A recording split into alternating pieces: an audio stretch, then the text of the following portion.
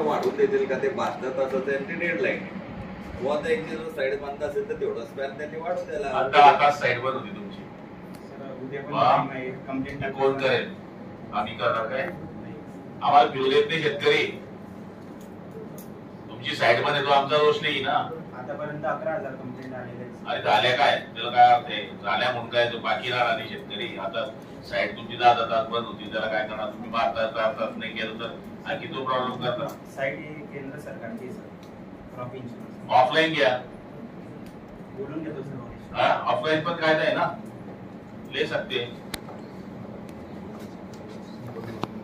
Offline घेऊ शकता ना. त्यांचं एक कार्यालय आहे की ज्या कार्यालयामध्ये शेतकऱ्यांनी जरी अर्ज दिला तरी तो तुम्हाला मान्य करायचा आहे. यांची साईडच जर बंद राहील तर शेतकरी तर पडून जाईल.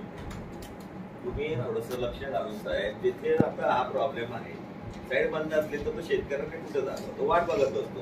पण याच्याऐवजी तुम्ही ऑफलाईन जर सांगितलं तर जे शेतकरी राहतील, लोड झाला तर ते शेतकरी बघा, मागच्या काळामध्ये राज्य सरकारच्या माध्यमातून काल धानोऱ्यामध्ये ह्या तक्रारी केल्या गेलेल्या आहेत आणि सगळ्या समस्यांनी सांगितलंय असा प्रकार होतोय म्हणून. हे जरा तुम्ही लक्ष ठेवा, त्या लोकांना काढा, माहिती घ्या आधी.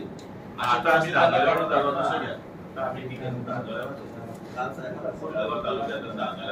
सकाळपासून निघालो आम्ही 8 वाजेपासून इथे राहतो आहे.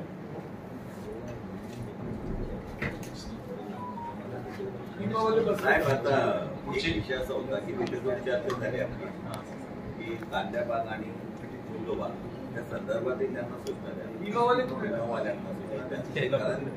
कांद्या बाग आणि मुलग बाग जरी असला तरी दोघं बागेचं नुकसान झाले. जिल्हा प्रतिनिधी तुमचे म्हटलं तर भीमाचे सगळे लोकांना बोलले उभं राहतं सगळं भीमावाले बाहेर शेतकरी त्याचं नुकसान झालंय.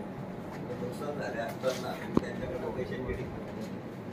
पैशांचे असं हातने कॅश डायरेक्ट मोबाईलवर टाकायला लावतात. महिंद्राची याची खबरदारी घ्यायची याची निगडीत अशी म्हणजे मला आता धानोऱ्यामध्ये सुद्धा शेतकऱ्यांनी तक्रार केली की आपली विमा कंपनीचे लोक पैसे घेतात.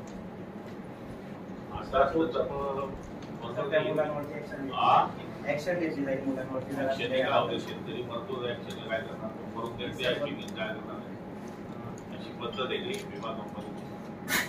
दिले नाही तर तो पक्क तुझं नाव असं सांगताय, तुझं नाव नाही येणार. पहिले तो लंबा झालेला असतो, काही हानी होणार नाही अशा पद्धतीने तिथे लगेच पुढे थोडेसे फोटो आहेत त्यामध्ये सर.